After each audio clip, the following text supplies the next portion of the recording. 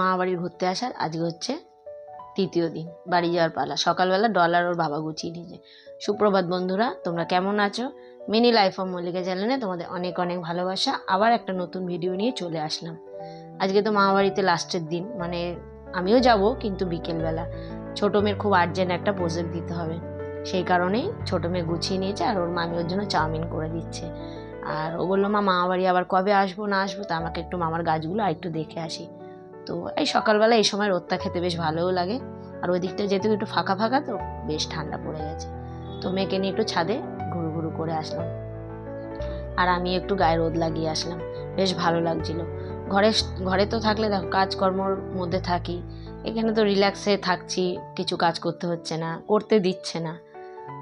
একটু রোদ খাওয়ার সময় পেলাম।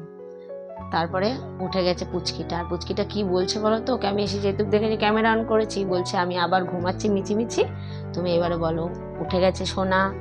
তো যাই হোক, ওর ভয়েসটা আমি মিউট করে দিয়েছি, নাহলে শুনতে তোমরা কি বলছে। আর ডলের কিন্তু খুব মন খারাপ। সবাই এখানে আনন্দ করবে, একটা বেলা তো এখনো থাকবো, তো ওকে চলে যেতে হচ্ছে। আর ওর মামা তো ওকে দেখো কিছুতেই ছাড়বে না, মানে মামা আর ভাগ্নি রীতিমতো মারামারি হচ্ছে। যাই হোক, ওকে হেলমেট পরিয়ে দিয়েছে। আর ওর হাতে দেখছো এই যে গাছটা, নয়নতারা গাছের একটা প্রজেক্ট দিতে হবে।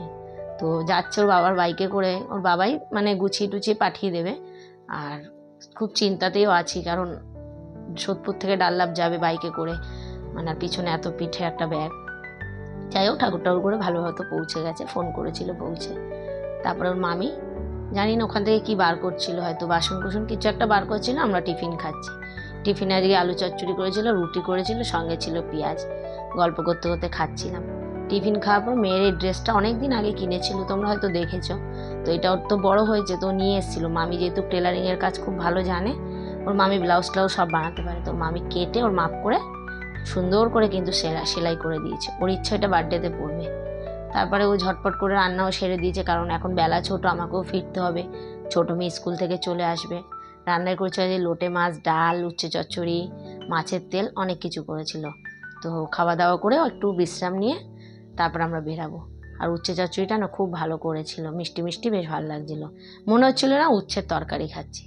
তো ওদেরও মন খারাপ, বাড়ি চলে আসবো বলে। এই তো দেখতে দেখতে দেখো বিকেল হয়ে গেছে। তো গুছিয়ে নিয়েছি। আর মেয়েটা, মানে আমার ভাইয়ের ছোটো ভাইয়ের এটা মেয়ে, তো পড়তে বসেছে। ওরও খুব মনটা খারাপ, পিপি যাওয়ার সময় একটু হুড়োহুড়ি করতে পারলো না, টিচার এসে গেছে। কালকে তো ওরও পরীক্ষা। এই তো সব বাচ্চাদেরই পরীক্ষা শুরু হয়ে গেছে। এবার প্রণামের পালা আর বিদায়ের পালা। তো মামিকে ওরা নমস্কার করে নিল, আমার নমস্কার করা কিন্তু হয়ে গেছে।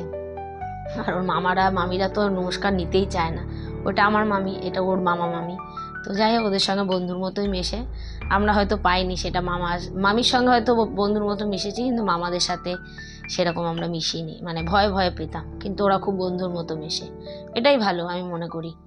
তারপর আমরা হাঁটতে হাঁটতে চলে গেছিলাম, মানে সোদপুরে চলে এসেছিলাম অটো করে।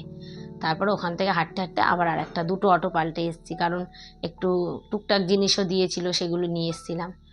তো এই তো মন খারাপ নিয়ে বাড়ি ফিরছি। আবার কবে আসবো না আসবো, মানে খুবই খারাপ লাগলো। 3 দিন কিভাবে কেটে গেল বুঝতে পারলাম না। আসবো আসবো একটা আনন্দ থাকে, এসে গেলেই দেখো যে কোনো জিনিস, দিনগুলো যে কোথা থেকে ফুরিয়ে যায় কিছুই বুঝতে পারি না। আর কদিন রেস্ট করার পর এত ঘুম পাচ্ছে, ঘুমিয়ে পড়েছিলাম, মেয়ে করলো চা। তো ভিডিওটা এখানেই শেষ করলাম। টাটা বন্ধুরা, সুস্থ থেকো, ভালো থেকো, টাটা।